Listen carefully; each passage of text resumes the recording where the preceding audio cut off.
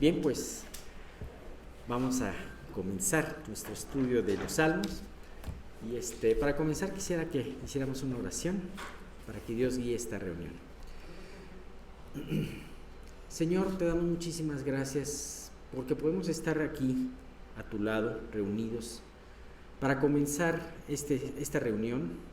Señor, te queremos pedir que sea de completa edificación, tanto la parte de los salmos como la parte del estudio de la santidad. Ayúdanos, Señor, a poder entender estos grandes misterios, a poder gozarnos, Padre mío, de esta alabanza en el salmo, poder entender lo que implica tu santidad y lo que pides tú, Señor, en nuestras vidas, porque estamos a tu lado y tú eres santo. Te queremos pedir, Señor, que a pesar de las multitudes que hay ahorita en el hotel, los que han de llegar puedan llegar pronto, Señor, y no se pierdan estas enseñanzas, y que puedan encontrar fácilmente lugar de estacionamiento, así como también elevadores, y que Dios, los que no han de venir y se conecten remotamente, Señor, pues la tecnología no falle y que puedan ellos seguir las enseñanzas. Te queremos pedir todo esto y te damos gracias en el nombre de tu Hijo Jesucristo, nuestro Señor y Salvador. Amén. Bien, pues habíamos terminado de ver una parte muy interesante acerca de el verdadero tamaño de los ídolos impresionantes del mundo, ¿no? Y comparados con el tamaño del Dios de Israel, de lo verdadero que es el Dios de Israel. Y ahora vamos a ver la segunda parte, que es básicamente una parte de alabanza a Dios, de exhortación a confiar y de alabar a Dios. Bien, pues esta parte es la del 9 al 18. Y es importante recalcar ahorita lo que vamos a ver, es que esta alabanza, esta exhortación se hace básicamente a tres grupos: al pueblo de Israel, a la casa de Aarón y en general a todos aquellos que creen y temen al Señor. Bien, vamos a ver los primeros 3 versículos. Oh Israel, estamos viendo el Salmo 115 y vamos a ver de los versículos 9 al 11. Dice así: Oh Israel, confía en Jehová, Él es tu ayuda y tu escudo. Casa de Aarón, confía en Jehová, Él es vuestra ayuda y vuestro escudo. Los que teméis a Jehová, confiad en Jehová, Él es vuestra ayuda y vuestro escudo. Qué importante fue el tener la sección anterior en donde pudimos meditar en varias cosas, en donde pudimos profundizar en ellas.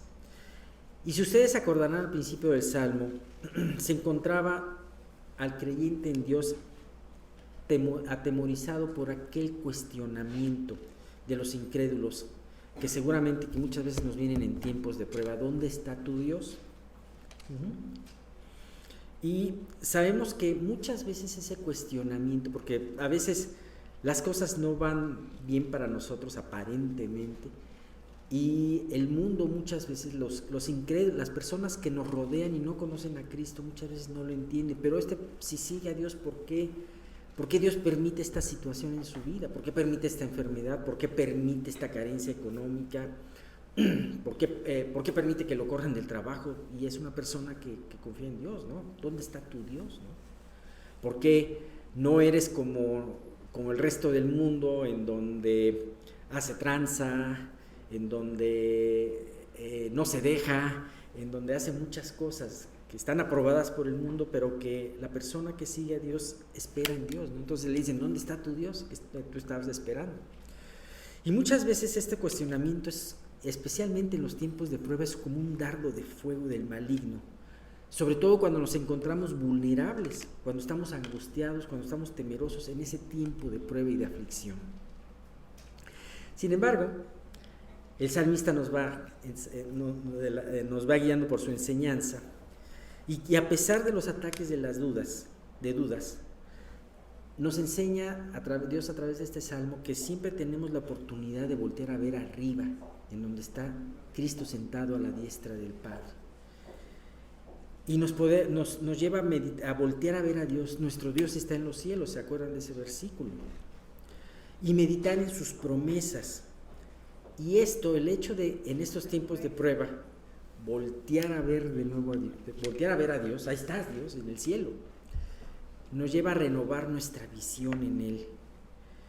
Y con esta nueva visión, como seguía el Salmo, comparando los dioses de las naciones con nuestro Dios, empezar a ver sus dioses, sus ídolos en su verdadera dimensión, ver la pequeñez y la futilidad de las creencias del mundo. Ajá. Cuando nosotros meditamos y decimos, bueno, primeramente nuestro Dios está en los cielos y Él ha hecho todo lo que ha querido, y después decimos, ¿y qué son los ídolos? ¿Qué son los dioses de este mundo? ¿Qué son las creencias de este mundo? Son ídolos hechos por hombres, que podrán ser muy hermosos, como dijimos, de oro y de plata. Sin embargo, no ven, no oyen, no andan, los tienen que cargar. Las personas ellos tienen que estar al cuidado de las personas. No te acerques al ídolo porque lo maltratas, no lo toques porque vas a rasgar la hoja de oro que tiene, ¿no? etcétera, etcétera. Entonces, cuando al revés, vamos a ver en este estudio, en esta parte, que más bien es Dios, el Dios verdadero, el que cuida de nosotros. Los idólatras cuidan de su Dios. Dios nos cuida a nosotros. Bien,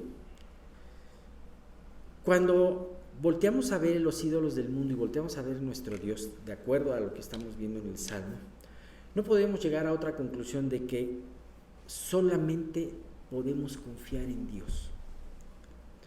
Muchas veces Dios permite en nuestra vida pérdidas importantes, pruebas. ¿Por qué? Porque muchas veces también Dios nos tiene que revelar delante de nosotros nuestro ídolo. Muchas veces en las pruebas, cuando perdemos algo, sobre todo cuando perdemos algo y nos duele, es cuando podemos ver claramente que ahí teníamos un ídolo, pero también que ese ídolo, gracias a Dios, Dios lo acaba de derrumbar. Si las pruebas y las pérdidas te enseñan que tenías un ídolo que muchas veces no pensabas que tenías, y ves cómo Dios lo derrumba, entonces no lo trates de reedificar. Ese es un punto muy importante. Muchas veces en nuestra ansiedad tratamos de reedificar esos ídolos que Dios destruye, ¿no? Cuando es la mejor oportunidad para decir, Dios, me olvido de todo esto, perdón, y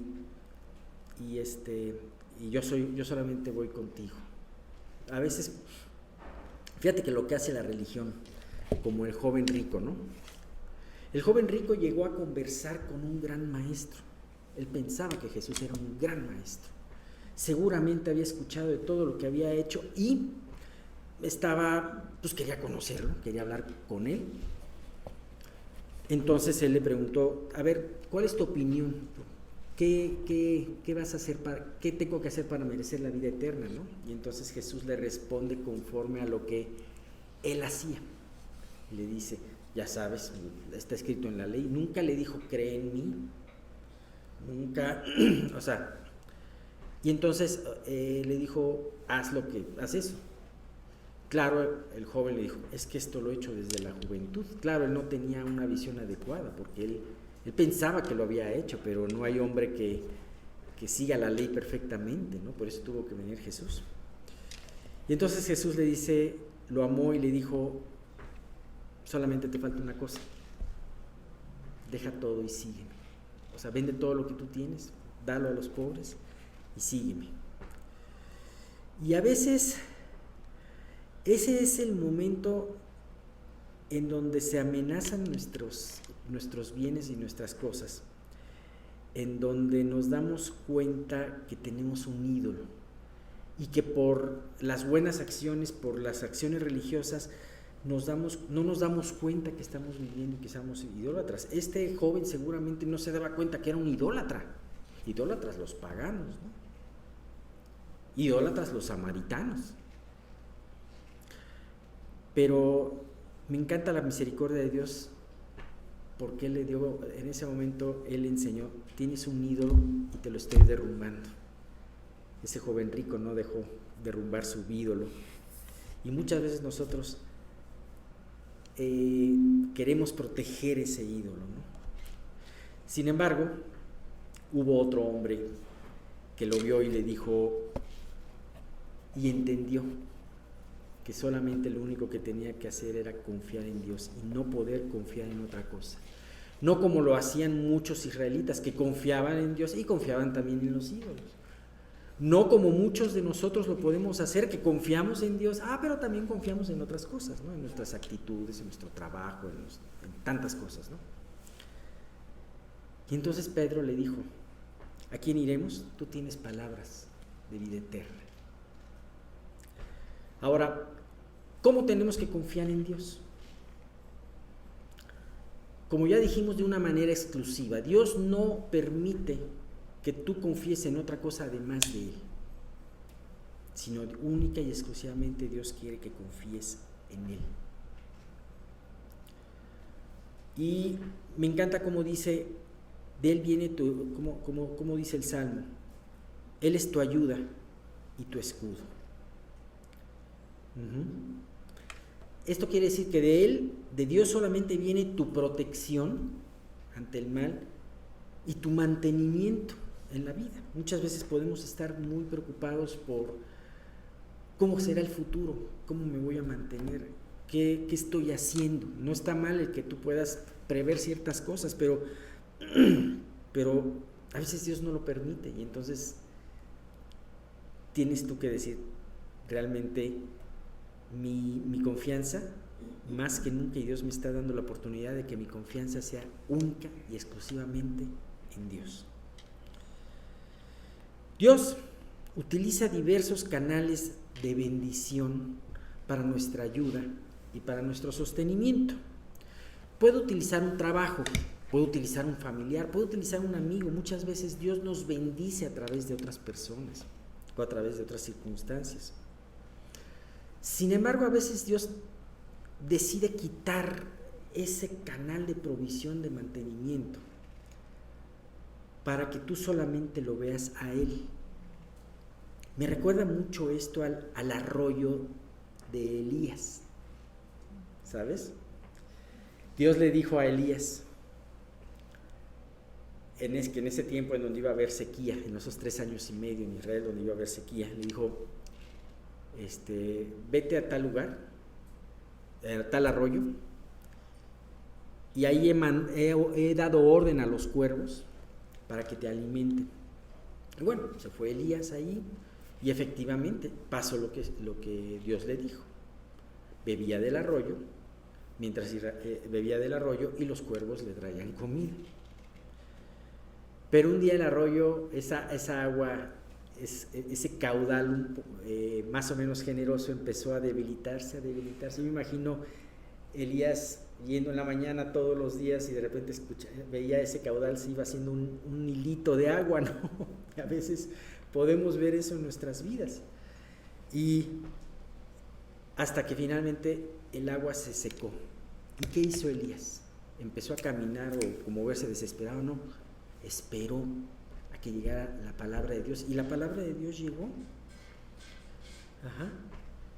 Y le dijo que había en otro sitio, se tenía que mover de sitio, y ya había una orden dada por él para alguien que lo mantuviera. Dice Primera de Reyes 17, del 7 al 9. Pasados algunos días se secó el arroyo, porque no había llovido sobre la tierra.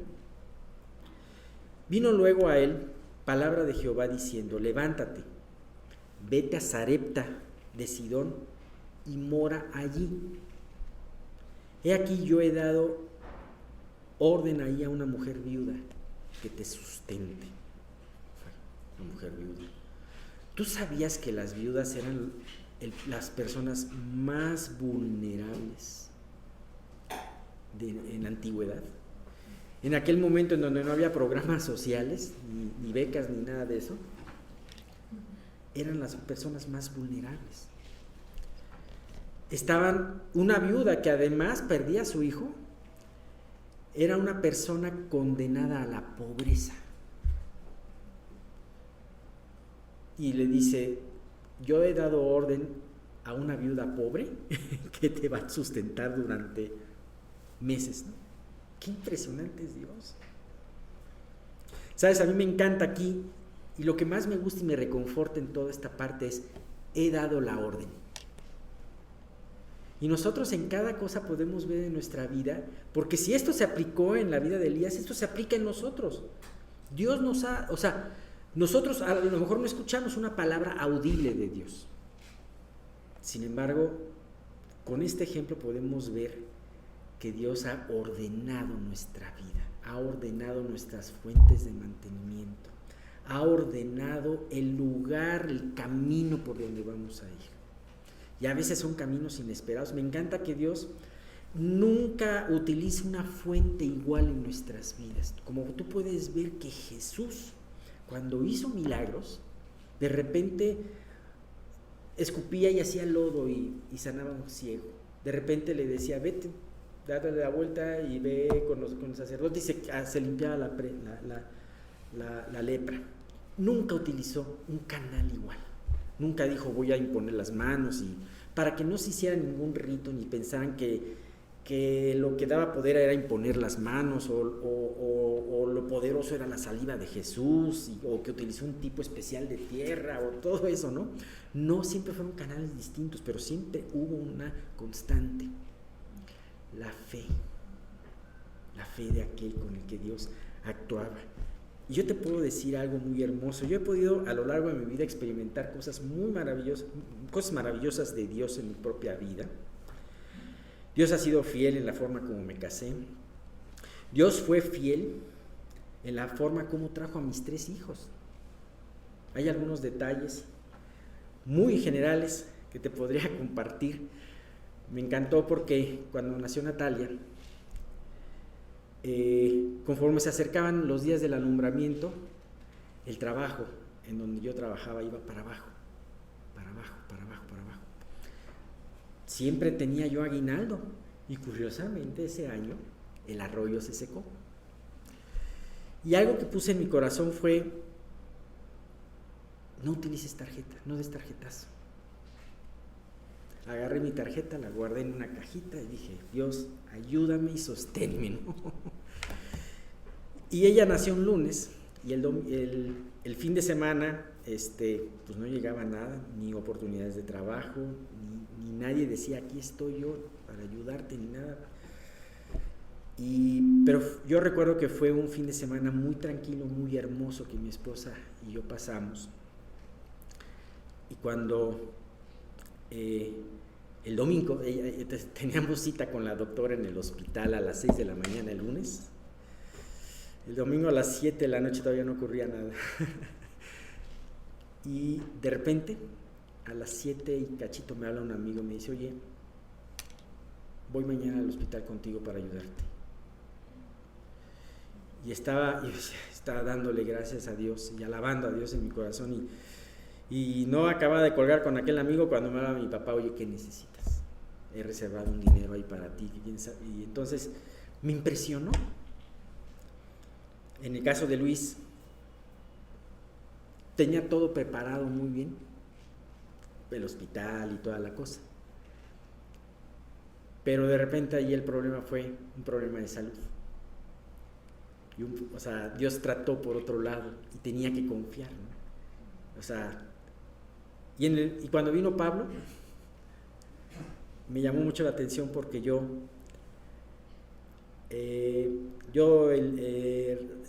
dejé de trabajar donde trabajaba porque ya no había trabajo, y a la semana supimos que venía Pablo.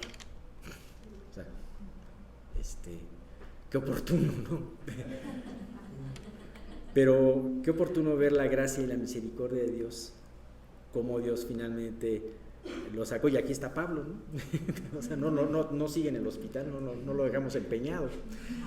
Entonces podemos ver que Dios de una o de otra manera trae cosas y nos da esa salida para que podamos salir adelante y no poner nuestros ojos en el arroyo, en los cuervos o en la viuda.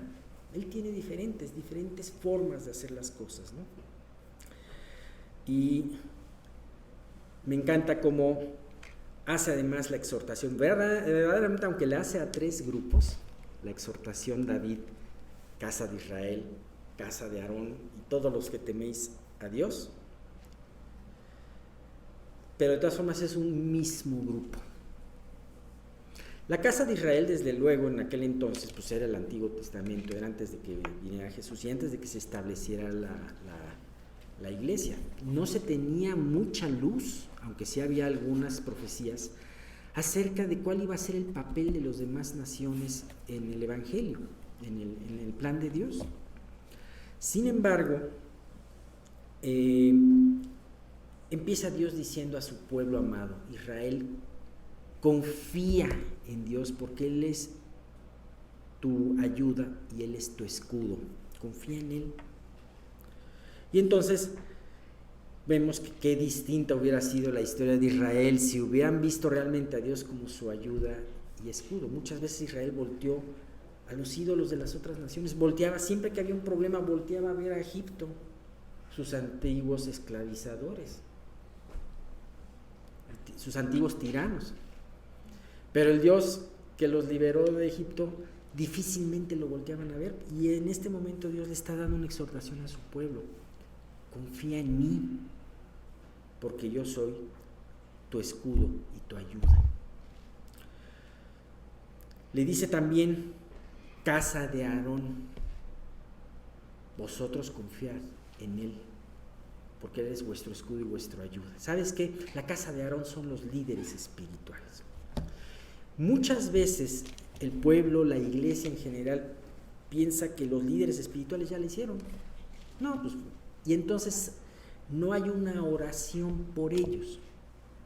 Es muy importante que como iglesia ustedes oren por las personas que comparten las enseñanzas, que estamos aquí compartiendo, porque Dios nos lleve siempre a confiar en Él y verlo siempre como nuestra ayuda y nuestro escudo. Porque además hay otra cosa. Como líderes espirituales, como líderes de una congregación, como gente que enseña, hay un privilegio muy grande. Podemos tener las enseñanzas de una manera muy directa. El hecho de meditar en la palabra, el hecho de preparar un estudio, es una gran bendición y es un gran privilegio, pero eso asume una gran responsabilidad también. A mí me aterra de ver esta responsabilidad y digo, Dios, pues ayúdame realmente a poder poder estar bien para poder compartir esto, poder estar en condiciones, en forma, ¿no? En la gracia que tú quieres y tú deseas, ¿no? Así que también es una gran responsabilidad que tenemos de confiar en Dios. Así que si alguno de ustedes desea enseñar la palabra de Dios, buena obra desea. Pero es muy importante, aún enseñando, no dejar a un lado tu crecimiento de Dios. Esto implica una completa confianza de su cuidado y de provisión. Entre más conozcas a Dios, más te va a demandar Él. Y finalmente el salmista se dirige en general a todo hombre y mujer que teme a Él. Y podemos ver con esto lo hermoso, aún en estos salmos, como Dios dice, no, es que la Biblia no solamente es para mi pueblo de Israel, sino también es para todo aquel que quiera venir a Dios. Y vamos a ver un poquito esta oración de Salomón cuando dedicó el templo, en Primera de Reyes 8 del 41 al 43, que dice: asimismo, el extranjero que no es de tu pueblo Israel, que viniere de tierras lejanas a causa de tu nombre, pues oirán de tu gran nombre de tu mano fuerte y de tu brazo extendido, y viniere a orar a esta casa, tú oirás en los cielos, en el lugar de tu morada, y harás conforme a todo aquello por lo cual el extranjero hubiere clamado a ti, para que todos los pueblos de la tierra conozcan que tu nombre y te teman. Esa era la voluntad de Dios, a través del pueblo de Israel, que todas las naciones conocieran su nombre y lo temieran, como tu pueblo Israel, y entiendan que tu nombre es invocado sobre esta casa que yo edifiqué. Dios quería que en un futuro se acercaran personas como el etíope eunuco Elimelech, no era Elimelech, no me acuerdo cómo se llama, que ayudó a Jeremías, que temía a Dios y ayudó a Jeremías, el eunuco. Que se acercaran personas como Naamán, el sirio, porque escucharan de las grandezas del Dios de Israel y saber que Dios no solamente estaba abierto a su pueblo, sino estaba abierto a todas las naciones. A final de cuentas, el verdadero pueblo de Dios lo conforman solo aquellos que creen y temen a Él, tanto israelitas como gentiles, y su palabra y sus promesas son para ellas, son para ellos, son para nosotros. ¿Cuál es el resultado de esta exhortación de creer en Dios? ¿Cuál es el resultado de decir, cree en Dios, confía en Dios, que Él es tu escudo y tu ayuda, ¿no? Lo que sigue en los siguientes dos versículos, del 12 y el 13, dice: Jehová se acordó de nosotros, nos bendecirá. Y fíjate, una vez más dice, bendecirá a la casa de Israel, bendecirá a la casa de Aarón, bendecirá a los que temen a Jehová, a pequeños y a grandes. ¿Sabes? El resultado de confiar en Él es experimentar la bendición. Porque cuando tú y yo confiamos y tomamos pasos, pequeños pasos, son pequeños pasos realmente, a comparación de lo que Dios hace, son pequeños pasos. Pequeños pasos que tomamos en obediencia y en fe, entonces experimentamos la bendición de Dios. Jehová se acuerda de nosotros. Qué impresionante que el Rey del universo, el creador de hasta las galaxias más lejanas, los agujeros negros, de todo eso, se acuerde de Sebastián, se acuerde de Mirna, se acuerde de Miguel, se acuerde de nosotros. Qué impresionante, ¿sabes? Y nos bendecirá. Él se acuerda de nosotros para bendecirnos.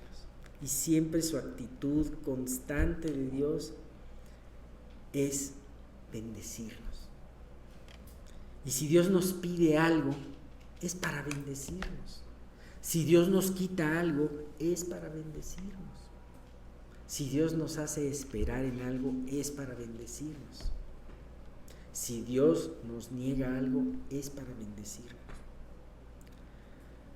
Así que es impresionante todo esto. Y dice, todos los que teman en Él. ¿Cómo lo dirías normalmente? Todos los que se acuerdan de todos los que temen a Él. Y generalmente pondríamos grandes y pequeños, ¿no? ¿Sí? O sea, en un discurso o en una plática siempre empezaríamos a hablar de los grandes y terminaríamos hablando de los pequeños. En el orden de Dios no es así, porque dice, bendecirá a los que temen a Jehová, a pequeños y a grandes. No temas. Si eres pequeño, sino regocíjate, porque si eres pequeño estarás al principio de la fila. Ninguno de nosotros es demasiado pequeño para que Dios no se acuerde de nosotros, ni demasiado grande para que Dios no se pueda acordar de nosotros. Bien, pues vamos a ver el siguiente estudio, que yo espero que el siguiente estudio ya cerremos, el Salmo, cómo esta bendición va en aumento y nos llevará a considerar otras cosas muy importantes acerca de la persona de Dios. Como parte de lo que Dios tiene hoy preparado, que siempre tiene cosas hermosas para nosotros, hoy vamos a pedirle a Denise que pase a darnos su testimonio. Gracias, buenos días. Cuando yo tenía alrededor de 2 o 3 años, estaba muy chiquita, mis papás se convirtieron en cristianos. Entonces yo crecí con la Biblia. Le doy muchas gracias a Dios por ese gran privilegio. Desde que era pequeña, mis papás me leían la Biblia. Teníamos tiempos devocionales juntos como familia, leíamos, orábamos a Dios. Mi papá siempre me estaba repitiendo versículos. De hecho, muchos versículos me los sé de memoria de tantas veces que mi papá los repitió. Iba a estudios de Biblia para niños, me encantaba escuchar las historias de la Biblia, conocer más de él. Cuando aprendí a leer, yo tenía mi Biblia que me regalaron mis papás y yo leía mi Biblia y yo me ponía a orar. Cuando tenía alrededor de 5 o 6 años más o menos me enfermé. Fue una enfermedad en mis ojos, en mis párpados, y fue pues algo realmente muy difícil porque era una enfermedad muy rara, nadie sabía qué tenía. Fue muy angustiante porque yo veía a mi mamá súper angustiada. Mi papá me decía que confiara en Dios y pues que él tenía un propósito. Yo le creía, pero de todos modos no entendía nada. Me estudiaron en el Instituto de Pediatría, en el DIF, con médicos particulares, estuve en diferentes tratamientos y pues sí fue un tiempo bastante difícil que no comprendía qué estaba pasando. Yo seguía buscando a Dios, yo seguía confiando en Dios. De hecho, hasta les compartía a mis compañeros de escuela, en el kinder, en la primaria, les compartía de Jesús. Luego los llevaba a comer a casa para que mi mamá les hablara y ellos invitaran a Jesús en su corazón. Pero pues después el tiempo empezó a ser más difícil porque como era una enfermedad muy aparatosa en donde se inflamaban mucho mis párpados, se ponían rojos mis ojos, pues sufrí mucho bullying. Entonces los niños eran súper crueles, me ponían apodos, se burlaban de mí. Fue un tiempo bastante difícil, yo estaba muy triste. Y bueno, pues así fueron varios años. Mi relación con mi hermana cuando éramos niñas era muy divertida. Mi hermana me hacía reír muchísimo, jugábamos juntas, claro, igual nos peleábamos, pero pues era un tiempo pues bonito. Después vino un tiempo difícil porque mi hermana creció, ella se volvió adolescente y yo seguía siendo niña. Yo quería seguir jugando con las muñecas, mi hermana obviamente ya le interesaban otras cosas, yo no le entendía, yo sentía un rechazo de parte de ella y pues como que eso nos distanció. Ya después la alcancé, ya me volví yo adolescente, ya también me volví un poco más difícil y con la adolescencia pues también vinieron otros problemas porque el bullying fue más fuerte todavía en la secundaria, entonces sí tenía varios problemas en la escuela. Todavía no me daban un diagnóstico, todavía no sabían qué tenía. Y en varias ocasiones me llevaron a ungirme, a que oraran por mí para sanarme, pero era muy frustrante porque yo no veía que Dios me sanara. Entonces como que de ahí empecé a distanciarme de Dios.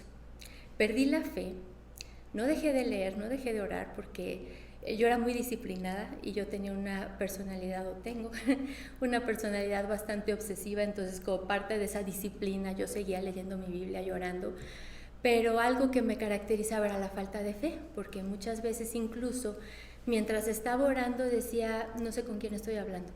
Posiblemente estoy hablando sola, estoy loca, nadie me escucha, pero después me daba mucho miedo y no, ¿qué tal si me voy al infierno? Mejor no pienso así y entonces continuaba con mi rutina. Por ese tiempo más o menos pues me di cuenta que Dios me había hecho inteligente, me sentía más lista que los demás. Y entonces empecé a usar pues esto como una herramienta, primero para defenderme y después pues para yo atacar. Entonces me volví bastante cruel, me volví bastante hiriente con mis palabras, humillaba a los demás por pues su falta de inteligencia, por no ser tan listos como yo. Y entonces me empecé a volver una persona bastante desagradable. Con mi hermana pues sobre todo esto fue más fuerte porque además pues en ese tiempo yo le tenía envidia. Mi hermana era muy bonita y yo consideraba que yo no era bonita, entonces pues más la atacaba y pues más sentía pues ese rechazo hacia ella. Mis papás obviamente se daban cuenta de esto, entonces hablaban conmigo muchas veces con la Biblia diciéndome que estaba mal mi forma de ser, mi forma de responder hacia los demás. Y yo decía, sí es cierto, tienen toda la razón, yo tengo que cambiar. Entonces me esforzaba por cambiar y ya no ser mala onda con los demás, tratar de ser amable con mi hermana. El esfuerzo me duraba un par de horas y pues ya después se iba el esfuerzo porque realmente no podía. Y así pasó un tiempo hasta que una tarde estaba con mi mamá y mi hermana, estábamos las tres platicando, cuando algo me dijo mi hermana y yo le respondí horrible. Obviamente mi mamá me llamó la atención y entonces estando ya ellos solas, sacó la Biblia y me mostró el pasaje de Gálatas en donde están los frutos del Espíritu. Y me dijo, quiero que lo leas en voz alta. Entonces me puse a leer en voz alta los frutos del Espíritu, me puse a analizar cada palabra: amor, gozo, paz, paciencia, benignidad, bondad, fe, mansedumbre, templanza. Me puse a pensar en el significado de cada una de estas palabras y dije, no tengo los frutos del Espíritu. Definitivamente esto no es una realidad en mi vida. Después me mostró los frutos de la carne y me describían muchos de ellos. Yo tenía celos, ira, contienda, enemistades, y pues muchas de estas características pues eran la realidad en mi vida. Entonces ya después de esto me quedé yo sola, y estando sola pues Dios me dio una gran convicción de pecado y me recordó mi falta de fe. Entonces dije, además de todo esto pues yo tengo pecado de incredulidad, no creo en Dios. Y pensé en todos los frutos, pensé en que realmente yo era muy infeliz y no era culpa de mi enfermedad, era mi propia culpa. Entonces me puse a orar y orando le pedí a Dios que me perdonara, me arrepentí genuinamente y de todo corazón. Y recordando un pasaje que muchas veces mi papá me decía sobre aquel hombre que le dijo a Jesús, creo, ayuda a mi incredulidad. Le dije, Dios, ayuda a mi incredulidad, no sé con quién estoy hablando, pero por favor ayúdame a tener fe en ti. Le pedí que entrara a mi vida y le pedí que produjera sus frutos a través del Espíritu Santo. Después de haber orado, tuve una gran paz. Fue increíble la paz que experimenté, nunca había experimentado algo así y Dios me dio muchísimo gozo. Esa misma tarde Dios me permitió ser testigo de que Él iba a producir sus frutos en mi vida. Fuimos al club, a un deportivo donde hacíamos ejercicio, y entrando estaba la policía que siempre pedía las credenciales. Entonces le muestro mi credencial y la saludé amablemente. Mi mamá se fue de espaldas y me dijo, ¿y ahora qué te pasa? Porque yo no solía ser amable con los demás, yo era una persona bastante déspota. Entonces le dije, pues ¿qué crees? Es que ya me convertí, ya soy hija de Dios. Y le platiqué lo que me había pasado. Y entonces de ahí pues empecé a compartirlo con los demás. Muchas personas no me creyeron que yo no había sido salva antes porque pues aparentaba ser salva. Yo era como esa iglesia que describe Apocalipsis de tienes nombre de estar vivo pero estás muerto. Yo tenía el nombre de estar viva pero por dentro estaba muerta. Y pues uno lo sabe, aunque los demás piensen que uno es salvo, uno sabe cuando uno realmente es hijo de Dios. Entonces yo les decía, no, apenas me convertí a mis 16 años. Dios empezó a producir sus frutos en mi vida y uno de sus frutos fue mucho amor por mi hermana, que era con la persona que más conflicto tenía. Somos muy diferentes, mi hermana y yo, y a veces no la entiendo, pero puedo decir con toda honestidad que la quiero muchísimo. Dios me ha dado ese amor por ella, me dio también amor por los demás. Y a lo largo de mi vida, pues Dios me ha ido guiando. Una de las cosas a las que Dios me guió fue hacer una carrera científica. Estoy convencida que Dios no tiene nada en contra de la ciencia y de hecho ha sido una gran herramienta para poder ser testimonio de las maravillas del Creador y estoy muy agradecida con ello. Cada vez que leo algo diferente o encuentro una cosa, eso solo me lleva a alabar a Dios por su grandeza, por ver un pedacito de sus maravillas, eso ha sido increíble. Y bueno, dentro de esta carrera científica, en mi doctorado, conocí a Oscar. Desde que lo conocí, Dios me dio un profundo cargo por su vida, cargo por su alma. Entonces le compartí el Evangelio y así en muchas situaciones Dios me fue guiando y pude experimentar cada vez que yo lo obedecía las bendiciones de su obediencia. También he cometido muchos errores, también he desobedecido a Dios y también he experimentado las consecuencias de desobedecerlo. He tenido periodos de enfriamiento, he tenido periodos en los que yo me he distanciado de Dios, han sido periodos oscuros, caracterizados por mucha tristeza, pero Dios en su fidelidad siempre me ha traído de vuelta. Dios ha sido muy fiel y esa ha sido una característica muy grande que yo he visto. Me ha disciplinado y me ha traído de vuelta a sus brazos, al camino correcto, al camino por donde quiere que yo vaya. Y estoy muy agradecida porque sé que la vida cristiana no depende de mí, sino depende de su fidelidad, porque pues como dice su palabra, somos infieles, pero Él permanece fiel y eso ha sido algo que he vivido. La falta de fe, esa no la volví a experimentar. Una vez que Dios me confirmó el día que me convertí, que Él era real, Él se convirtió en una realidad en mi vida. Entonces nunca lo he vuelto a dudar.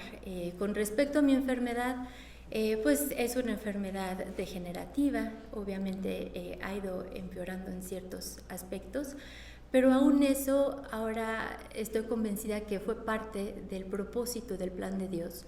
Eso me ha permitido poder compartir su palabra con otras personas, tener empatía en mi trabajo, en donde tengo pues una relación con personas que están enfermas, me ha permitido ser empática y poder compartirles el Evangelio.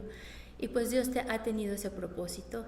Dios también me ha hecho ver de una forma muy clara que no me va a ahorrar ni el dolor ni el sufrimiento, que es parte de lo que tengo que experimentar a veces, pero que Él va a estar conmigo. O sea, me ha asegurado, vas a pasar momentos difíciles, pero no los vas a pasar sola.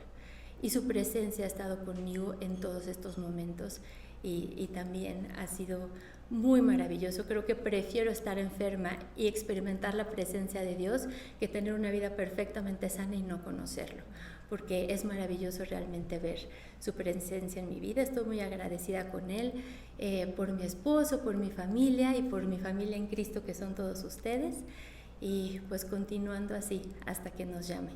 Muchas gracias. Bueno, como ven, lo hermoso de los testimonios es que podemos ver la forma en que Dios trabaja en cada persona. Todos somos diferentes, pero el aliento más grande es saber cuando Él verdaderamente está en nuestras vidas. Y cuando Él está, entonces nos lamentamos de haber perdido el tiempo viviendo, pues ahora sí que ajenos a lo que Dios dice y promete. Pero pues gracias a Dios por su fidelidad y gracias porque Él siempre está presente. Recuerden, la Biblia dice, le amamos a Él porque Él nos amó primero. Y esa es una realidad muy grande para todos nosotros.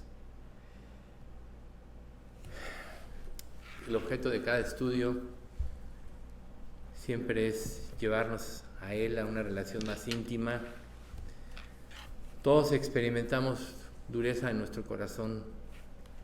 Esta parte que Denise compartió, todos sabemos que hay tiempos más cálidos, hay tiempos de enfriamiento, pero también a la luz del Salmo, que fue una hermosa exposición de ver que Dios está presente, es lo que nos debe animar para seguir adelante. Hay un pasaje que dice, no temas porque yo estoy contigo, no desmayes porque yo soy tu Dios que te esfuerzo, siempre te ayudaré, siempre te sustentaré con la diestra de mi justicia, porque yo, Jehová, soy tu Dios, quien te sostiene de tu mano derecha y te dice, no temas, yo te ayudo. Y parte de la confianza en Dios y en lo que Él trae a nuestras vidas, pues también es la exhortación que Él nos da a que vivamos esta vida de santidad. Sabemos que este estudio que estamos viendo de la justicia santa a veces es un poco difícil de entender, pero conociendo más a Dios y conociendo más su amor y su característica, eso nos va a dar más confianza y todo, pero sobre todo nos va a permitir siempre tener los pies en la tierra. Recuerden lo que acabamos de ver la semana pasada: y salió fuego de delante de Jehová y los quemó, y murieron delante de Jehová. Nadab y Abiú, los hijos de Aarón. Entonces, ellos tenemos que comprender que fueron negligentes al no seguir las instrucciones de Dios. A mí me da mucho temor por algunos de ustedes, porque a pesar de todo lo que se ha venido revelando, yo no veo que sus corazones se sensibilicen, y esto, la verdad, causa pavor, porque la misericordia de Dios está, pero está su justicia también. Yo espero que hoy, con lo que vamos a analizar, podamos comprender un poquito más pues el carácter de Dios. Entonces Dios destruyó a Nadab y Abiú por llevar a cabo un sacrificio, pero no fue un acto de obediencia. El haberlo hecho incorrectamente fue no respetar a Dios.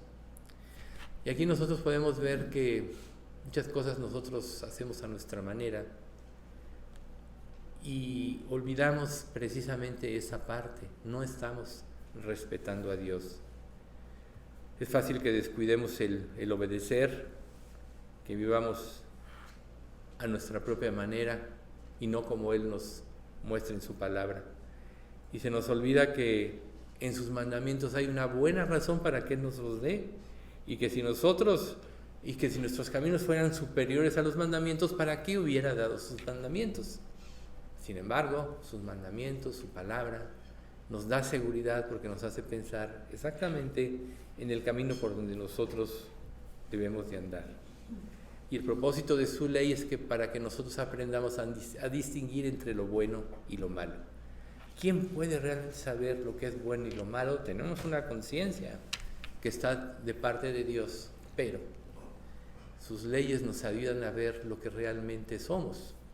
Y cuando nosotros justificamos cualquier pecado en nuestra vida, cualquier acto de desobediencia, estamos prácticamente no nada más desobedeciendo, sino desafiando a Dios. Una de las cosas impresionantes del testimonio de Denise, de mi hija, es precisamente que la palabra le infundió un temor. Y eso es lo que realmente a nosotros nos lleva a ver parte de ese carácter de Dios, porque si nosotros no tomamos conciencia de que nadie va a escapar del juicio de Dios y que la consecuencia del pecado es la muerte y el infierno eterno, entonces ¿cómo vamos a apreciar su gracia? Muchas veces nosotros menospreciamos su gracia porque no tenemos la suficiente fe o credibilidad, o le damos la credibilidad a Dios de lo que Él dice es verdad. Y precisamente eso nos priva de discernir entre lo santo, lo sagrado, y lo que es común. Este mundo vive su propia filosofía que está en contra de Dios. Y tristemente estamos fuertemente influenciados por aquí, porque aquí vivimos. Pero una de las cosas importantes para la verdadera conversión es ser honestos. Ser honestos con lo que realmente nosotros somos. Porque si no, se va a anteponer nuestro orgullo y en lugar de darle la gloria a Dios, nos la vamos a querer dar a nosotros mismos, o sea, la vanagloria. Entonces, Toda nación, iglesia o persona que está bajo las leyes de Dios, que las conoce, Dios la va a distinguir y la va a poder dedicar a su servicio. Pero tenemos que aprender precisamente lo que es el carácter de Dios. Entonces, continuemos ahora con nuestra historia.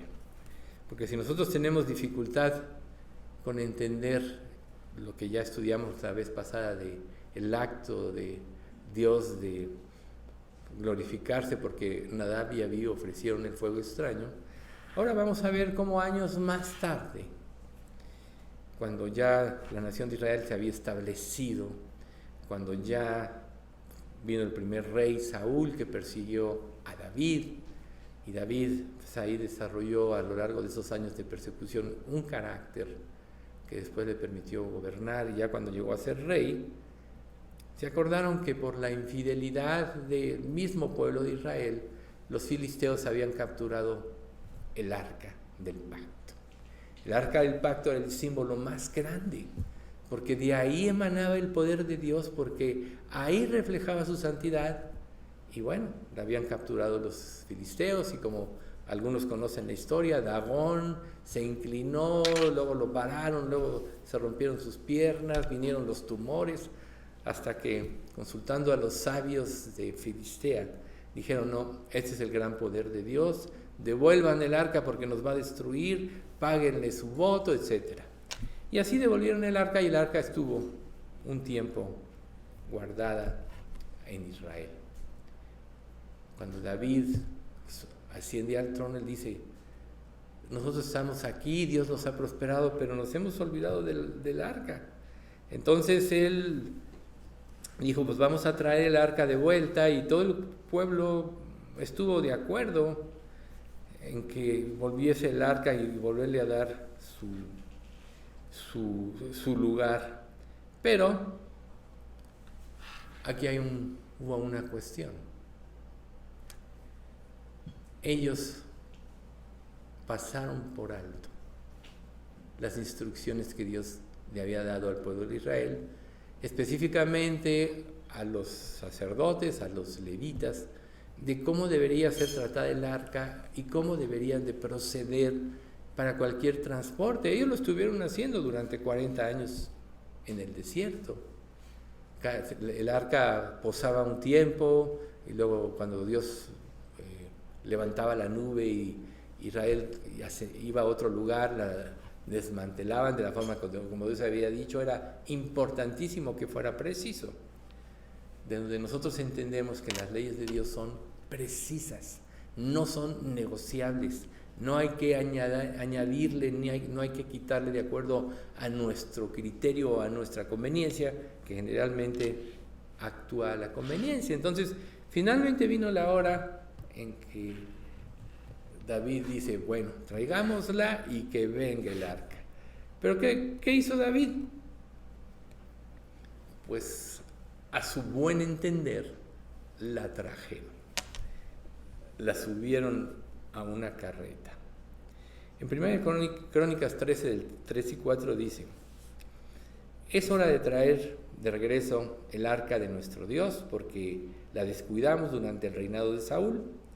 Toda la asamblea estuvo de acuerdo porque el pueblo comprendía que esto era lo correcto.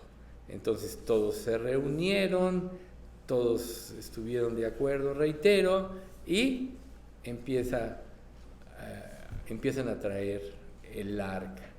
Pero ¿qué sucedió? Cuando Dios construyó el arca, dio instrucciones específicas de su construcción. Todo el arca, casi todo estaba construido de madera de acacia, cubierto de oro, por tanto no era tan pesada para poder transformarse, pero era específica, se le hicieron aros y todo. Los hijos del sacerdote Aarón tenían que cubrir todas las puertas más importantes de la misma arca, y luego los de Coat eran los que iban a transportar, pero no podían ni siquiera mirar cuando estaban ellos cubriendo toda esa puerta porque quedarían muertos. Y la forma de transportarla era una forma específica. Entonces, cuando una de las partes más importantes de cubrir era precisamente el propiciatorio, que era donde se depositaba la sangre, que tiene un simbolismo muy importante con la muerte de Cristo, porque dicen que ahí fue donde reposó su sangre cuando él la derramó. Este es un testimonio ahí de alguien que alguna vez fue a Israel y tuvo ahí una visión, pero lo importante para nosotros es saber que tenía ese simbolismo. Entonces, dice la Escritura en 1 Crónicas del 7 al 11, y llevaron el arca de Dios de la casa de Abinadab en un carro nuevo, y Usa y Ahio guiaban el carro. Y David y todo Israel se regocijaban delante de Dios con todas sus fuerzas, con cánticos, con arpas, salterios, tamboriles, címbalos y trompetas. Pero cuando llegaron a la era de Kidón, Usa extendió la mano al arca para sostenerla, porque los bueyes tropezaban.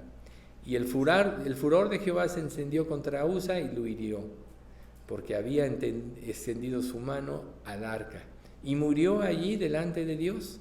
Y David tuvo pesar, porque había quebrantado a Usa, por lo que llamó a aquel lugar Pérez Usa. Entonces, fíjense, vamos a analizar un poco esto. David tuvo tristeza, alguna traducción dice se encolerizó, porque Dios se había hecho. Y nosotros podemos pensar, pobre Usa, ¿no? En realidad, primero transportan el arca de la manera que no debe ser. Pero bueno, va a tropezar. Quizá Usa pensó, en lugar de que caiga el arca al suelo y se contamine con la tierra, mejor yo la detengo, ¿no? Pero Usa probablemente era coatita, era de aquellas personas que habían sido comisionadas de una manera específica para transportar el arca. Entonces, sabían, pero no lo hicieron conforme a eso.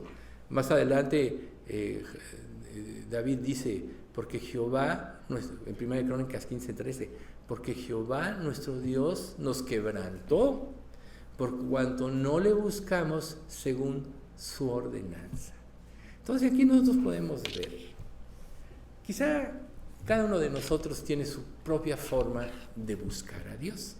Dice, no, pues yo estoy contento como yo busco a Dios, yo oro, yo hago esto. Te puedes pasar 4 o 5 horas orando y dices, no, hombre, qué bárbaro soy, ¿no? O puedes pensar que eres un creyente muy entregado, pero difícilmente vemos muchas veces la realidad de lo que hay en nuestras vidas y en nuestro corazón. Y precisamente una parte de esta enseñanza es que nosotros tenemos que entender que Dios es el creador de todas las cosas. Dios es el que puso los términos de cómo deben ser las cosas, porque es perfecto en su actuar. Dios aún estableció la forma correcta como debería de adorarle. Yo sé que a muchos, por ejemplo, cuando ya ven el libro de Levítico, empiezan a decir, ay, qué pesado es leer esto, y que traes el cordero y que le pones las manos, o 2 tórtolas y 2 palominos, sacrificio de paz, sacrificio por el pecado, y eso puede abrumar la mente, ¿no? O sea, yo he llegado a pensar, ay, qué tiempo ese, qué flojera, ¿no? Cualquier cosita, ya te vas allá y lleva esto, y lo tiene que sacrificar el sacerdote, y los sacerdotes que habían tenido el privilegio de ser un instrumento de Dios, hubo tiempo que se endurecieron, muchos se hicieron insensibles a esto por la falta de un conocimiento profundo de Dios, por la falta de conocimiento de su carácter, de sus atributos. Y entonces, naturalmente, como seres humanos, nosotros podemos estar estableciendo nuestra propia manera de adorar a Dios. Y eso no es lo correcto, porque Dios es un ser sublime, es tan santo que la forma como Él destinó que debería adorársele es la única forma de llegar a Él, no hay otra forma. De ahí entonces podemos deducir que toda la serie de conductas, de sacrificios que se hicieron en el Antiguo Testamento tenían una razón de ser. Entonces podemos ver que David fue pastor de ovejas, hizo bien su trabajo, fue un guerrero victorioso, recuerden, quien Saúl mató a sus miles y David a sus 10,000, ¿no? Fue además músico, tantos salmos que compuso y todo, pero además era teólogo de primera línea, inspirado por Dios, tantos salmos inspirados por Dios, o sea, tenía muy buenas tablas, podríamos decir, ¿no? Sin embargo, no hizo la voluntad de Dios y todos ellos tenían un antecedente en Israel de todo lo que había pasado, sabiendo de Nadab y Abiú, la contradicción de Coré cuando se rebelan contra el liderazgo de Moisés, etcétera. Sabían el celo de Dios por las cosas santas. Y aquí viene una cuestión muy importante: celo de Dios. Cuando Jesús viene y ve su templo contaminado, los cambistas que vendían palomas, se llena de ira santa y vuelca las mesas y azota con cuerdas, etc. Y Dios quiere que nosotros tengamos este celo por las cosas de Dios. Y muchas veces nuestra ligereza en los mandamientos de Dios nos impide tener este celo, y nosotros nos damos cuenta que estamos desacreditando a Dios y estamos siguiendo solo el camino de nuestra voluntad. Entonces muchos podrían decir, bueno, pobre Usa, pues en realidad solo tocó el arca y Dios lo fulminó, ¿no? Cuando él quiso hacer algo bien. O sea, siempre ha habido criterios humanos que tratan de minimizar la ira de Dios. Otros decían, algún comentarista, no, es que le dio tanta angustia que se fuera a caerle el arca, que le dio un infarto en el corazón y por eso se murió. O sea, siempre buscando situaciones donde escaparse de enfrentarse a Dios. Y nosotros podemos estar en este punto, que es un punto muy importante. Dios constantemente nos confronta. Y yo les decía al principio del estudio que me da mucho temor, porque todo lo que nosotros estamos recibiendo ahorita es una gran revelación de Dios. Mi temor es cómo lo están tomando, porque a veces es mejor no ir. Por ejemplo, Jesús le dijo a los fariseos, por cuanto decís sabemos, vuestro pecado permanece. Porque cuando Dios empieza a revelar su carácter y su santidad y nosotros lo tomamos con ligereza, les aseguro, viene un juicio. Si tú no respondes a esto, viene un juicio. Yo no quisiera pensar que alguno, por no tener la suficiente, digamos, seriedad en cuanto a lo que está aprendiendo, pueda tomar estas cosas a la ligera y luego decir, ¿por qué me pasa a mí esto? ¿Por qué lo otro? El juicio puede venir por una enfermedad, por un quebranto económico, por muchas cosas. Aquí todos, o sea, David dice, Dios, ¿por qué permitiste esto? Y seguramente muchos lloraron por este quebrantamiento de Usa, pero en realidad, o sea, Dios realmente actuó de acuerdo a su santidad, porque Él había dicho y dado, reitero, instrucciones específicas. Ellos estaban trayendo de regreso el arca, y en el arca de Dios reposaba la gloria de Israel. Gracias al poder del arca ellos destruyeron ejércitos enemigos y muchas cosas así pasaron. Tanto que cuando antes de la captura del arca, esta batalla contra los filisteos, y llevan el arca y todo Israel grita de alegría, al grado que tiembla la tierra, los filisteos dijeron, ¡ay de nosotros! ¿Por qué han traído esta arca tan poderosa? Entonces se dicen unos a otros, esforcémonos para que no nos hagamos esclavos de ellos. Bueno, y la tristeza es que Israel fue derrotado. ¿Por qué? Porque Dios ya había traído un juicio sobre Israel. Entonces, nosotros tenemos que aprender lo que significa la gloria de Dios, una gloria santa, sublime. No hay, por ejemplo, esa parte de que nadie ha visto jamás a Dios, nadie lo puede mirar. Si bien es cierto, dice Dios hablará cara a cara, nadie ha visto jamás a Dios, la palabra no se dice. Él probablemente pudiera ver su apariencia, tanto que cuando le dice a Moisés no puede ver hombre y vivir, Dios pasa cuando se le revela, tapa con su mano donde está Moisés y puede ver sus espaldas. y tiembla el terremoto, el fuego y luego el silbido apacible, etcétera. O sea, ese es nuestro Dios. Esa es la forma en la que nosotros tenemos que adorarle y aprender. Y Dios nos ha dejado la Biblia para que nosotros podamos adorarle en los términos que Él mismo ha revelado, porque es la única manera de adorarlo. Nosotros mismos nos decepcionamos de otras personas cuando esperamos una respuesta, ya sea por algo que hiciste en su vida, por algún favor o meramente un acto de empatía a algo, y recibes lo contrario. Es muy común que suframos decepciones de otros por eso. Ahora imagínense en las cosas de Dios, que es un ser tan santo, que Él diga, la única manera en la que yo voy a gozarme es de esta forma, porque en mí no hay tacha, no hay mudanza ni sombra de variación. O sea, yo soy absolutamente justo, absolutamente bueno, en Él no hay nada, porque si hubiera algún defecto en Dios, ya no sería Dios. O sea, Dios es perfecto en su actuar, por tanto es el único capaz de habernos dado la forma de vivir de acuerdo a sus leyes, ya que por nuestra naturaleza caída no pudimos. Él cumplió por su gracia su propia justicia, que quedó satisfecha en Cristo, y podemos tener acceso por Cristo a Él, no por nuestra justicia, sino por la justicia de Cristo. Y cuando nosotros tomamos en poco o a la ligera esto, realmente estamos haciéndonos una afrenta a nosotros mismos. Muchos se gozan porque desafían a Dios. Yo quiero vivir, y pobrecitos ustedes que les lavan el cerebro, pero no se dan cuenta de las consecuencias que van a experimentar en sus vidas. Porque puede ser que alguien pueda hacer en esta vida lo que quiera y aparentemente no le pase nada, cosa que es una mentira, porque en realidad, recuerden ustedes, nadie puede disfrutar de la vida y de las cosas si no tiene una conciencia limpia, si no vive por fe, y todo lo que no proviene de fe es pecado.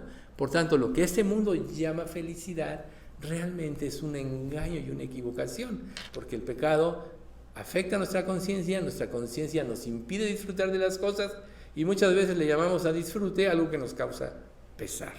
Pero bueno, así vive este mundo, vive en ceguera, no conoce a Dios. Pero Dios lo que hace es liberar nuestra mente, liberarnos de la esclavitud del pecado cuando venimos a Él, y enseñarnos una forma de vida que es por mucho superior a lo que este mundo te ofrece. Porque el gozo de la vida cristiana, el gozo de vivir para Dios, el gozo de hacer su voluntad, produce esa paz que el mundo no tiene. Recuerden cómo es uno de los títulos de Jesús: el príncipe de paz. Él trae la paz. Todo el mundo, a través de lo que hace, lo que acumula o quiere asegurar su futuro, es para tener paz, y no hay paz, porque la Biblia dice: no hay paz, dijo mi Dios, para el impío. Entonces, obviamente, volviendo a Usa, su reacción fue instintiva, fue una consecuencia de algo, ¿sí? A lo mejor cualquier otra persona, tú mismo, estás ahí, hubieras dicho que no caiga el arca. Quiso proteger el utensilio santo, pero como decíamos en un principio, no vio lo que había detrás de ello, que fueron puras formas de quebrantar la forma como Dios había establecido. A veces nosotros tenemos un acto aparentemente de fe y no nos damos cuenta todo el camino de desobediencias que traemos. Por eso es que siempre en una prueba, o aún para que podamos disfrutar una bendición de Dios, tenemos que ver nuestra vida. Hay bendiciones que quebrantan mucho más que una prueba, porque tú puedes decir: es que yo no lo merezco, y Dios te lo dio, ¿no? Y las pruebas pues también. Por eso siempre el objetivo de una prueba, cuando una persona me pregunta, yo le digo: pues primero ve tu pecado. Siempre tenemos que ver nuestro pecado. ¿Por qué? Porque si nosotros no vemos la gravedad de nuestro pecado, no nos vamos a arrepentir de esencia. Pero si nosotros vamos conociendo a Dios, vamos conociendo su santidad, y entonces vamos a ver que no hay actos de heroísmo con Dios, no hay una forma en la que tú puedas agradar a Dios fuera de los términos que Él mismo estableció. Sin embargo, tú en tu mente puedes pensar: yo en mi vida agrado a Dios porque soy así. Y puedes nada más estarte engañando a ti mismo. Hay un pasaje que dice, Jesús dijo, ustedes son los que os justificáis a vosotros mismos. Pero Dios conoce vuestros corazones, porque lo que es sublime para ustedes delante de Dios es abominación. Ahí está. Y muchas veces así estamos, ¿no? O como dice Isaías 64:6, si bien todos nosotros somos como suciedad y todas nuestras justicias como trapos de inmundicia, y caímos todos como la hoja y nuestras maldades nos arrastraron como el viento. Esas son nuestras justicias.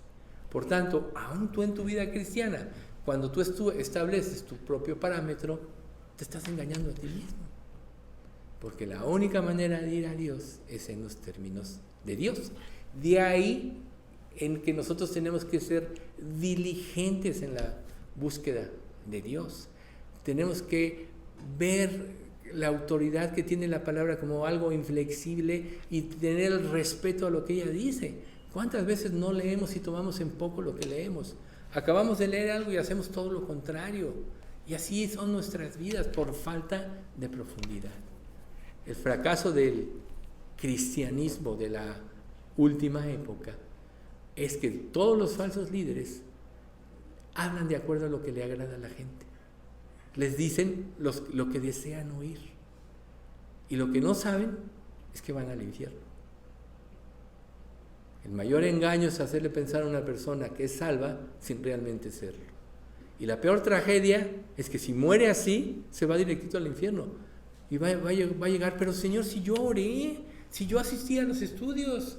Y Jesús le va a responder, no todo el que me dice Señor, Señor, entrará en el reino de los cielos, sino el que hace la voluntad de mi Padre que está en los cielos. Muchos me dirán en aquel día, Señor, Señor, ¿no profetizamos en tu nombre?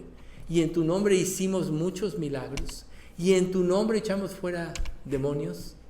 Y entonces les declararé, nunca os conocí, y apartaos de mí, hacedores de maldad. Fíjense, profetizamos en tu nombre. No, pues si yo sí cumplía todos los requisitos, echamos fuera demonios, hicimos milagros. ¿Milagros de quién? ¿De Dios o del diablo? Entonces, es en serio. Todo lo que Dios dice en su palabra es en serio. Y tenemos que verdaderamente temer a Dios, porque si no, las consecuencias van a venir. Ustedes creen, muchos se burlan de Dios, porque dicen, bueno, Dios dice, pero yo hago esto, yo hago lo otro, o yo vivo mi propia vida en mis propios términos. Y no saben ustedes, no han visto todo lo que le pasó a Israel por vivir en sus propios términos.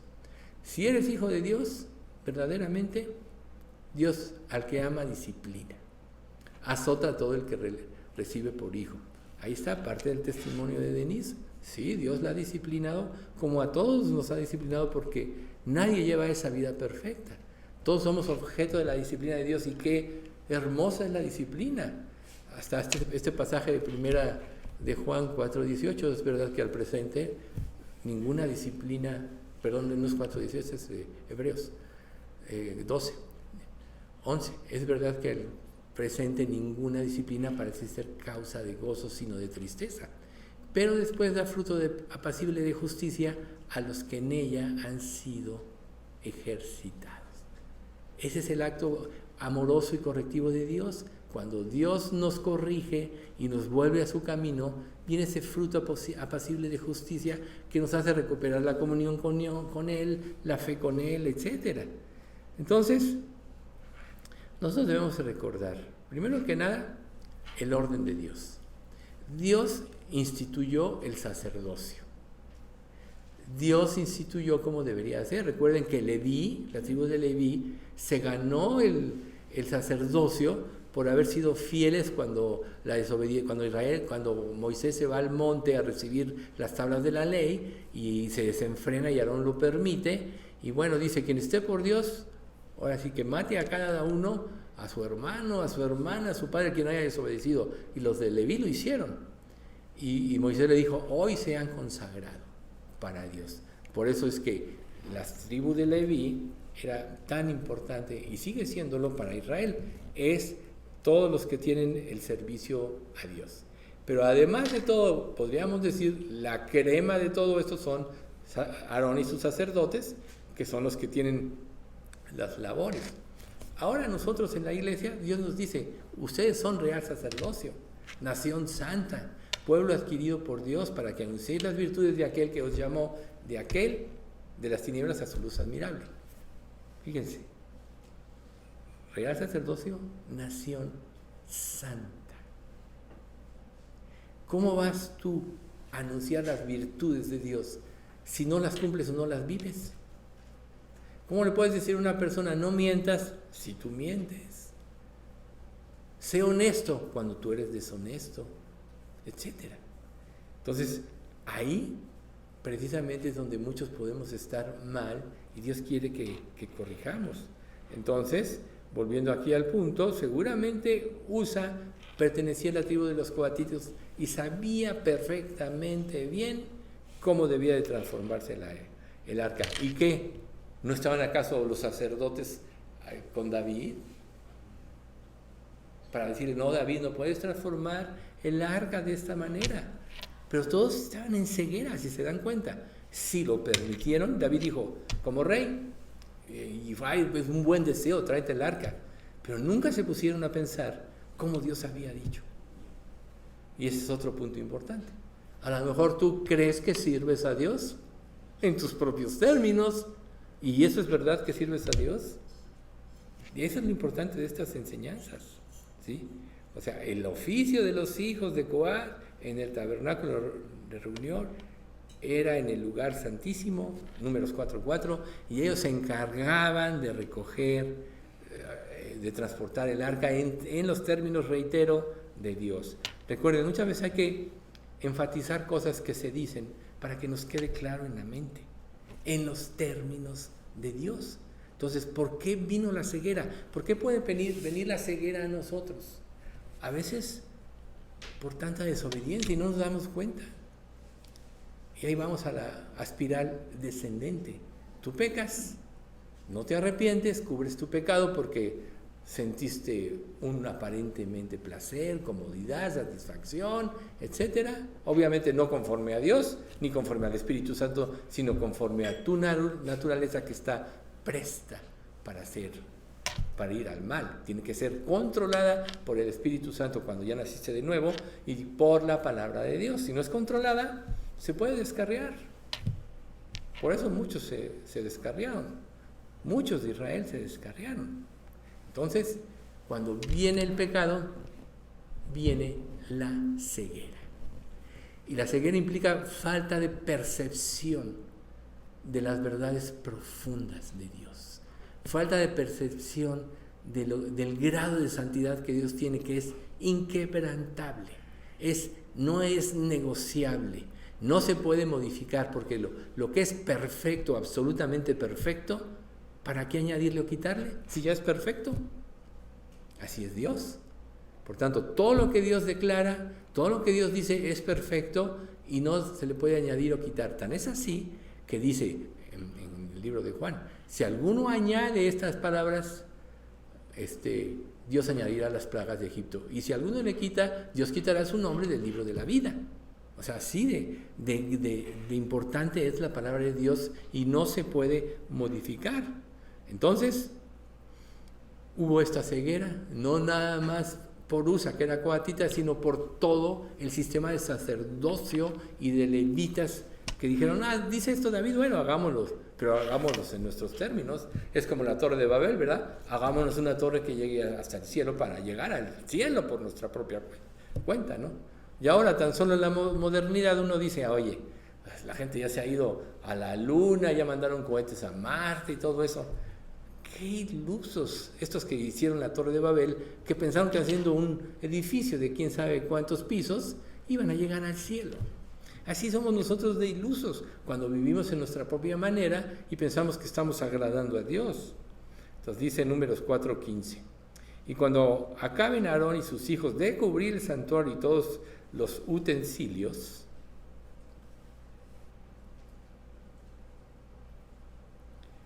del santuario, cuando haya de mudarse el campamento, vendrán después de ellos los hijos de Coat para llevarlos, pero no tocarán cosa santa. Ahí está la desobediencia. No tocarán cosa santa, no sea que mueran. Estas serán las cargas de los hijos de Coat en el tabernáculo de reunión. O sea, vuelvo a decir lo que dije al principio, Aarón y sus hijos y descendientes cubrían todo, ni siquiera podían verlo, tampoco podían ni siquiera tocarlo, por eso eran las varillas, por eso eran los aros, para que lo eran, ¿no? Y entonces, todavía Dios agrega, habló también Jehová a Moisés y a Aarón diciendo, no haréis que perezca la tribu de las familias de Coat entre los levitas, para que cuando se acerquen al lugar santísimo vivan y no mueran. Haréis con ellos esto: Aarón y sus hijos vendrán y los pondrán a cada uno en su oficio y en su cargo. No entrarán para ver cuando cubran las cosas santas, porque morirán. O sea, no nada más era transportarlos, sino ver. ¿Se dan cuenta? O sea, ¿dónde quedó este mandamiento? ¿Dónde quedó el discernimiento de las cosas? Era inviolable. Hay cosas que Dios odia el pecado porque sabe lo que produce en el ser humano. Y a veces piensas que tú estás pecando y Dios te aprueba porque a veces no pasa nada en tu vida, cuando Dios lo que está esperando es que te arrepientas, ¿sí? Ese es el punto importante. Dios quiere que te arrepientas. Su paciencia es para eso. Pero cuando tú piensas, ya con ceguera y afectado por el pecado, que como no pasa nada, Dios sí te aprueba, entonces ya estás en el camino de la disciplina, del juicio o de la destrucción. Entonces Dios nos advierte, es otro punto importante, no hagas esto. Si vienes a mí, tienes que ser absolutamente santo. Por ejemplo, Dios le dijo a la descendencia de Israel, dile a Aarón y a sus hijos que cuando entren al lugar santísimo no beban vino ni sidra, para que no pierdan el discernimiento sobre el bien y el mal. Ese mandamiento yo les doy a cada uno de ustedes por todas las generaciones.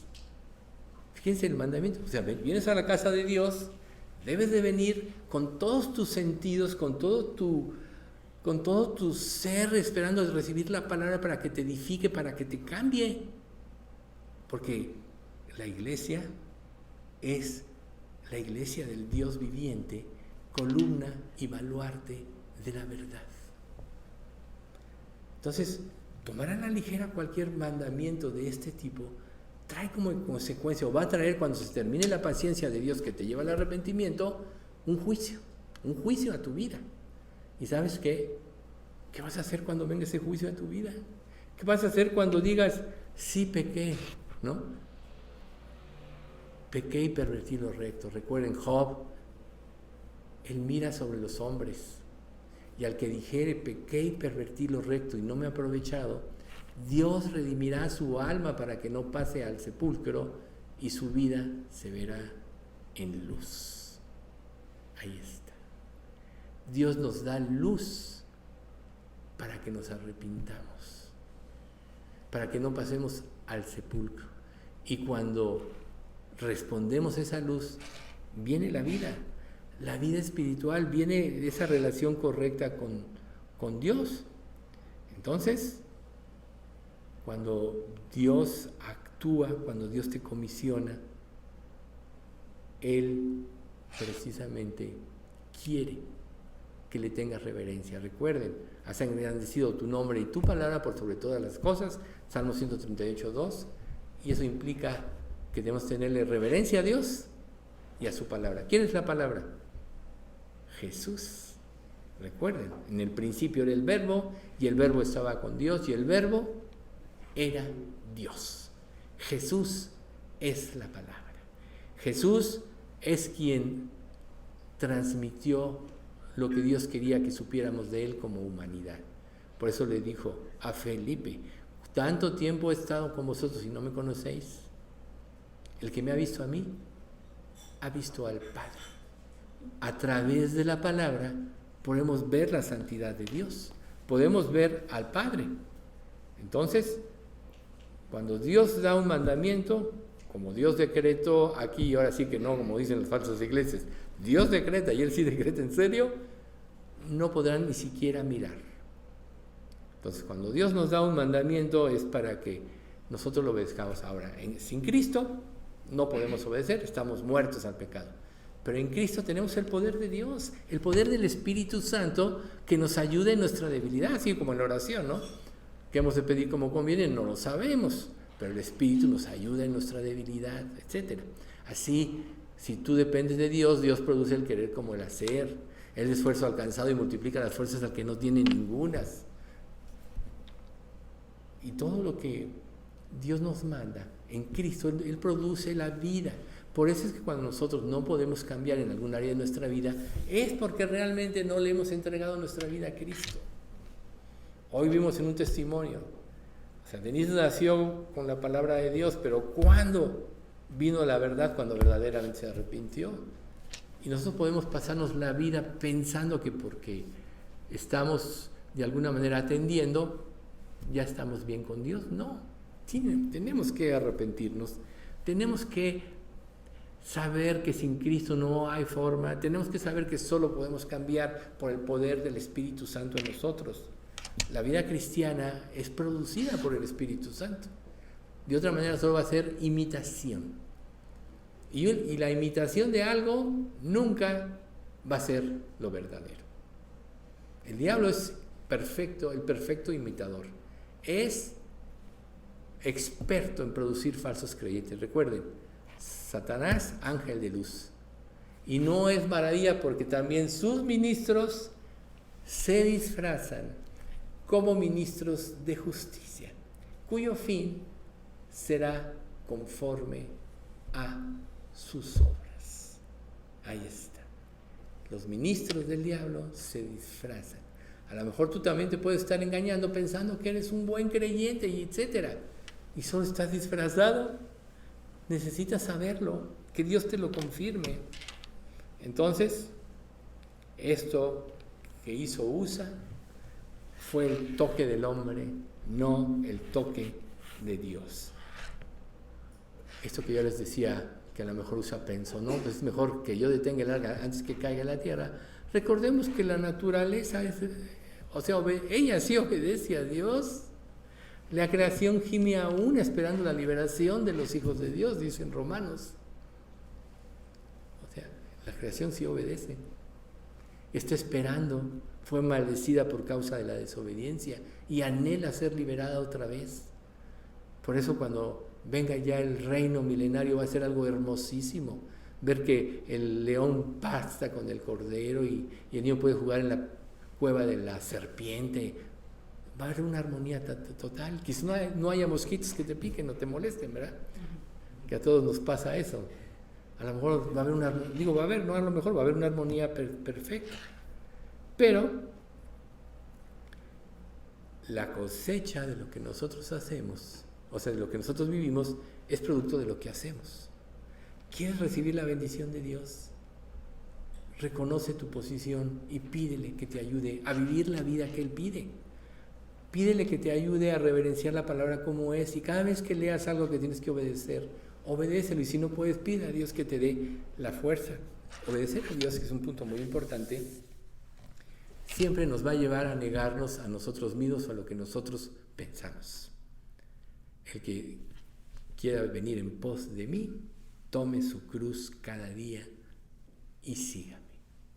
Eso implica que tienes que crucificar todo aquello que puede oponerse a que tú hagas la voluntad de Dios, y esto empieza por los ídolos, de lo que hoy se habló en el Salmo. Tienes que crucificarlo. ¿Por qué la gente adora ídolos? Porque producen un placer. Por eso la gente adora a los ídolos. Pero ese es un falso placer. Te produce una falsa felicidad. El verdadero ser, el hombre no conoce, o el ser humano no conoce lo que es la verdadera felicidad. Tú la vas a conocer hasta que vivas en plena armonía con Dios. recuerden ustedes, entra en el gozo de tu Señor. Ese va a ser el fin de todo aquel que obedezca. Y el otro, a la destrucción, donde el gusano de ellos no muere y el fuego nunca se apaga.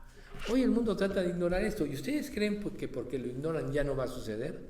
¿O tú crees que algo que tú no obedeces porque no lo obedeces o lo sepultas ahí en lo más profundo de tu conciencia, ya no va a suceder? Todo lo que Dios dice va a suceder. Imagínense ustedes a la generación prediluviana, que tuvieron tanto tiempo de tener un testimonio a través de Noé y su familia del juicio que vendría. No, esto nunca va a suceder. Pero un día llegó y sucedió. ¿Y qué sucedió? Ya no hubo remedio. ¿Ustedes creen que cuando ya se cerró la puerta del arca, muchos dijeron, no, siempre sí abre y subimos? Ya no hubo remedio. Y en el libro de Eclesiastés dice, de la manera que está establecido para los hombres, que mueran una sola vez y después de esto el juicio, entonces ahí está, es esta vida, el momento del arrepentimiento es el momento en que Dios te hace comprender, el momento que te da la convicción para que te arrepientas, y es donde actúa la justicia divina por su gracia en ti. Pero si tú la desechas o la manejas a tu conveniencia, nunca va a pasar nada. Volvemos, no todo el que me dice Señor, Señor entrará en el reino de los cielos, sino el que hace la voluntad de Dios. Entonces, hay cosas que de venir de una vida de pecado a una vida con Dios nos es difícil digerir, como la santidad, como la justicia de Dios, de lo que estamos hablando, como el pecado y la gracia. Tenemos que aprender lo que es la santidad de Dios. Es inflexible. Lo que es la justicia de Dios es inflexible. Lo que es el pecado y las consecuencias que trae a nuestra vida, que son ineludibles a menos que venga la misericordia de Dios para ti. Y entonces viene la salvación. Entonces, si nosotros no entendemos todavía lo que significa ser santo, es que no entendemos lo que es la justicia de Dios, no entendemos lo que es el pecado, no entendemos lo que es la gracia. Y la vida de Uza es un ejemplo de esto. Ni siquiera nosotros podemos comprender lo que significa en toda plenitud la misericordia de Dios dada a través de Jesucristo. Probablemente los que vayamos al cielo estemos toda la eternidad agradecidos por lo que estamos ahí, pero sin alcanzar a entender para siempre la grandeza de la gracia de Dios. Pero entenderla o concentrar nuestra mente en esto ahorita nos va a llevar al camino de la santidad. Si Dios tuvo misericordia de ti y ya te libró del infierno porque ya eres salvo, tu vida debe de ir acompañada de gratitud. Y la gratitud te debe de llevar a la obediencia y la obediencia a la adoración y pretender glorificar a Dios con tu vida. Entonces, no existe una verdadera rectitud, sino la rectitud que Dios nos da y nos revela a través de su palabra y que Él además produce. Recuerden, Dios es el que produce en vosotros, así el querer como el hacer, por su buena voluntad. Y haré y pondré dentro de vosotros mi espíritu y haré que andéis en mis estatutos, haré que guardéis mis preceptos y los pongáis por obra. Dios hará, así se cumplirá su justicia. Y la justicia final de Dios es su propio carácter santo. Por eso fue que Dios quebrantó a este hombre, porque se salió de las instrucciones que Dios había dado.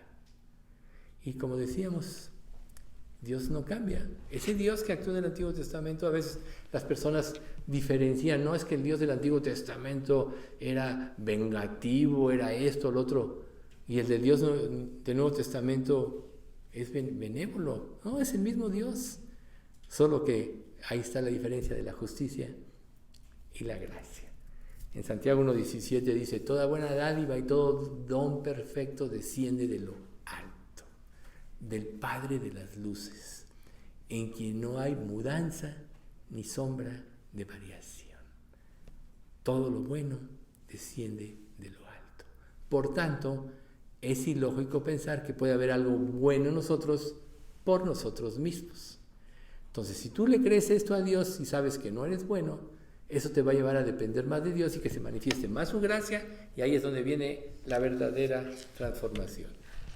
Y si Dios es absolutamente santo, es incapaz de ser impío. Recuerden, una manchita le quitaría la perfección.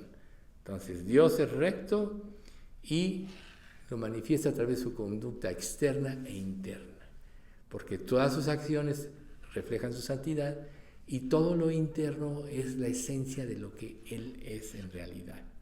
Entonces, Él mató a Nadab y Abiú por ofrecer fuego extraño, quebrantando el mandamiento. Él mató a Usa por no seguir los términos de Dios. Él también hizo lo mismo con Ananías y Zafira cuando la iglesia estaba llena del Espíritu Santo y una mentirita, había tal plenitud del Espíritu que trajo la muerte.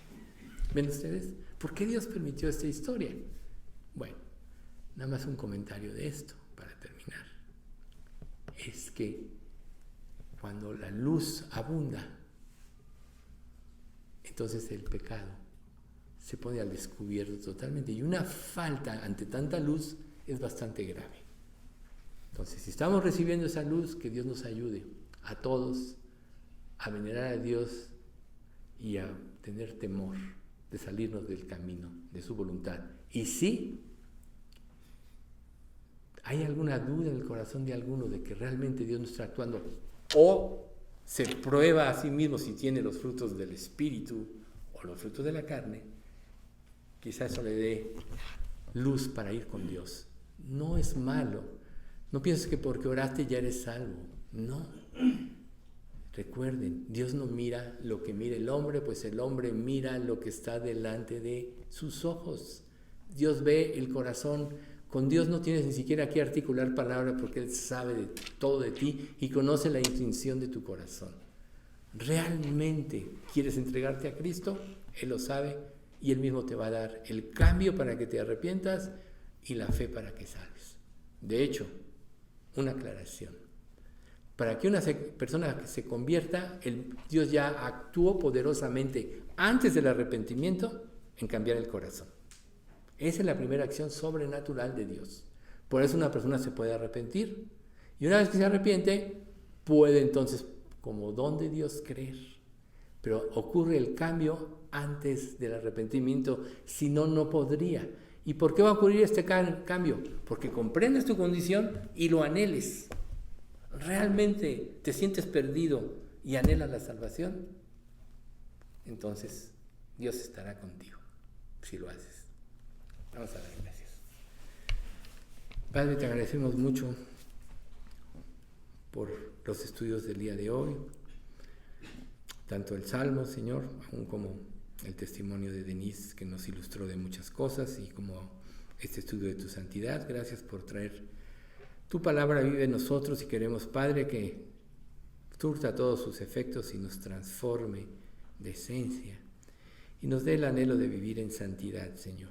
Realmente tú lo dices aún como un mandamiento: sed santos porque yo soy santos, y que si te invocamos en nuestra manera de vivir, tenemos que vivir siendo santos. Así que danos, Señor, precisamente la verdadera salvación y el anhelo de ser verdaderamente como tú, de acuerdo a lo que tú revelas en tu palabra. Te pedimos que actúe en cada uno de nosotros, los que integramos esta iglesia, y cualquiera que escuche este estudio, tu misericordia, para que pueda realmente llegar a ser salvo por tu gracia. Señor, bendice a nuestra iglesia. Danos, Señor, la fe que salva. Danos la fe para vivir para ti. Danos la fe para cumplir el ministerio para el cual nos has unido como iglesia. Y todo esto te lo pedimos en nombre de Cristo Jesús.